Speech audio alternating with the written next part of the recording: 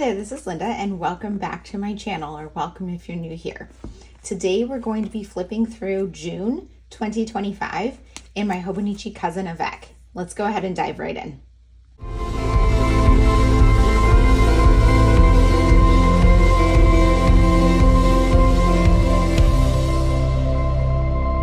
Okay, you guys, I cannot believe we are halfway through the year, which means this Avec is done.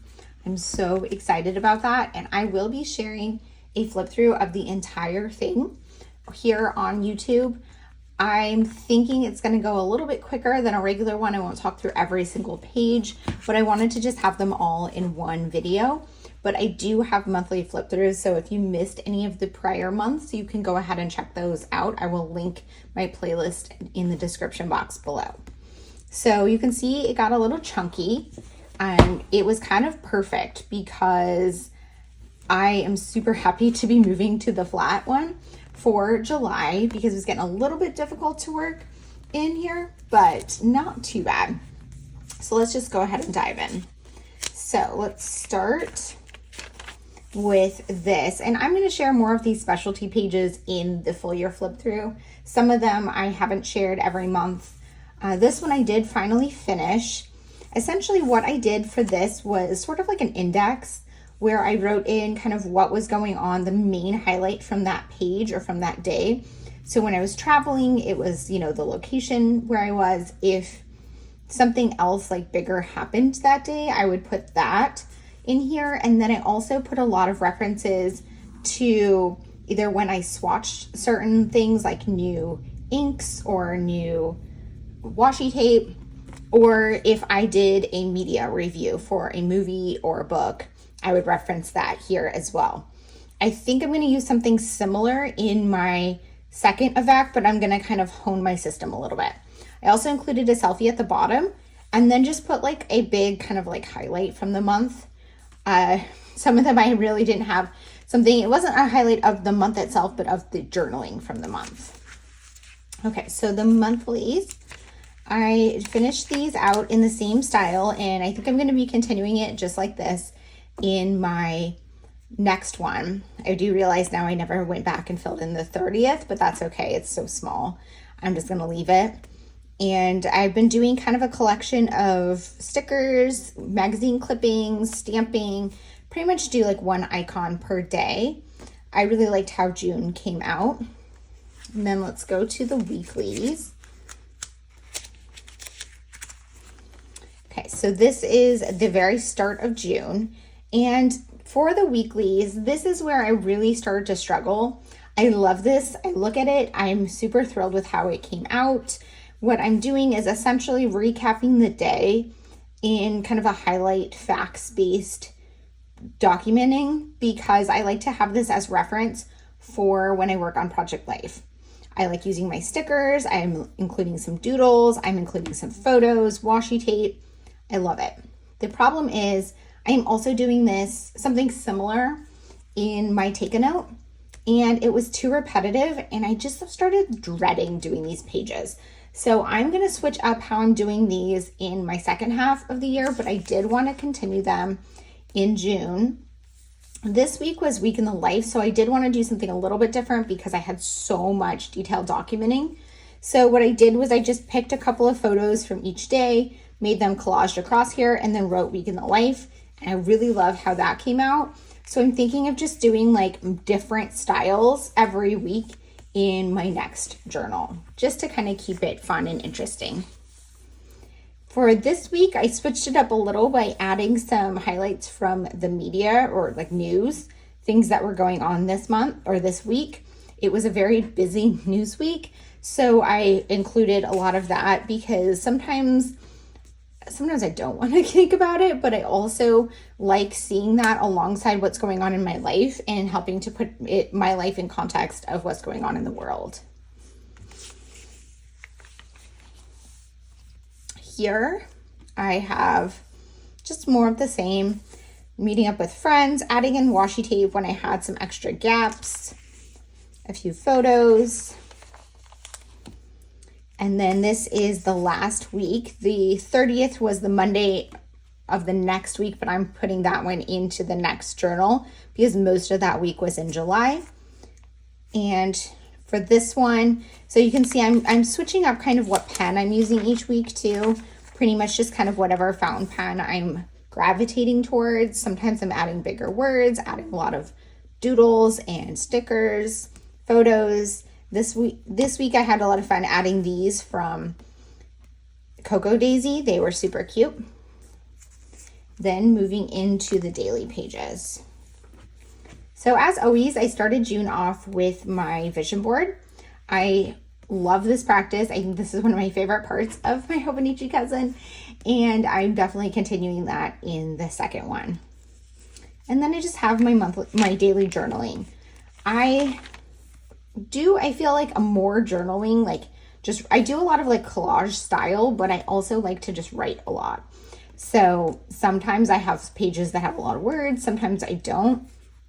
Starting on the 2nd, I documented week in the life.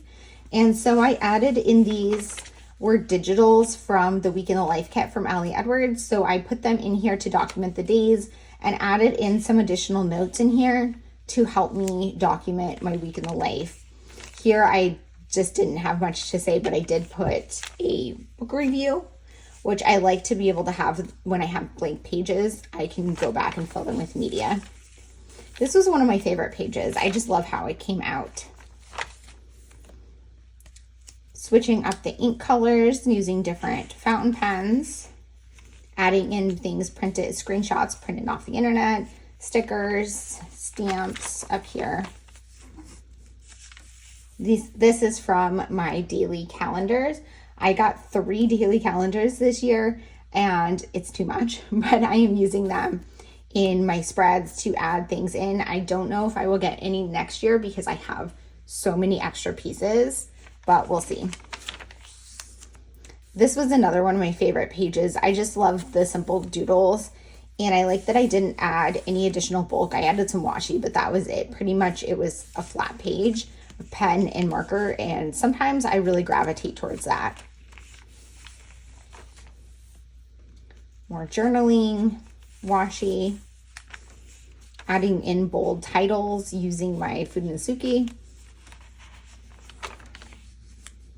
adding in ephemera from life. That's something I really love to do. Another review. Still trying to do doodles. Sometimes when I start feeling like I'm falling behind in my journal, I don't doodle as much because I feel like it's more time consuming, but I always love when I make the attempt. Sometimes it doesn't come out the best, but I know that's something that will get better with practice. Again, doodles. Something I was struggling with my fountain pens, and I think it might be because this is the TWSBI Eco and they are a lower cost pen. It's still one of my favorite pens, but it is a lower cost pen. So this one has this green ink from Ferris Wheel Press. I'm trying to remember the name of the ink, but Lost in the Leaves is what it's called. It's one of my favorite inks. I use it a lot. But this is it. But then for whatever reason, like the pen sat and then it started coming out thick because you can tell I didn't do these at the same time, which is a little frustrating, but I guess that's just part of using fountain pens. Adding in some photos.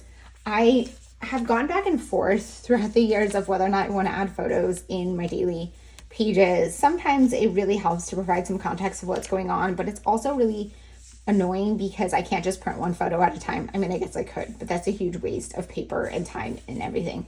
So I tend to have to leave gaps and then go back and fill them in later. We made watermelon sorbet. I loved the opportunity to use this sticker from the washi tape shop. Then I kind of switched colors for Juneteenth, printing out things from the internet using stickers. This is another one of my favorite spreads. I liked bringing in some alpha stickers to document the summer solstice. I struggle sometimes with like the journaling. I don't like journaling all the way across the page. I feel like it's too wide. But then when I break it into columns, I don't want like 2 columns of journaling. So like here, I feel like it ended up working out where I'm doing journaling with some decoration, different blocks. So that's kind of what happened here too, where I'm journaling, but it's not all the way across the page. anywhere except like this one line. This day I met up with my friends in Troy, and so I had a sticker here. I got some ephemera, some photos from the day. It's really fun, and I love when I have stuff that happens like this to fill the page, but then I struggle because then it's like the A5 page is not enough space, but most of the time the A5 page is too much. Here I did a currently inked. I feel like I want to do that more often because I do like changing up the inks in my fountain pens, and I need to stay on top of like cleaning them and keeping them in my rotation or having them clean and empty. And I don't know, I like looking back and seeing what I was using. Here, more journaling, and I know it's so early, but I'm starting to finalize my 2026 lineup. And I think a lot of that has to do with kind of what is working this year and what isn't. A lot of things are working. So I'm wanting stuff that's very similar, but I also want to make some adjustments. I also want to point out that you can probably see here, there are no Hobonichi products on this list, and I've just decided to move away from Hobonichi. I don't love like all the quotes and everything. I don't like that they're not shipping some products to the US anymore. I don't like the paper quality issues. Like there's just been a lot of issues. Their website crashed last year. It was super stressful. I've decided to just kind of move to some other brands and try out some brands that are new to me and ones I've used in the past. I'm definitely going to stick with my take a note, but I will obviously share way more about that when it's closer to 2026 and it's actually finalized. Adding in washi samplers from when I get new washi, I'm swatching them in here.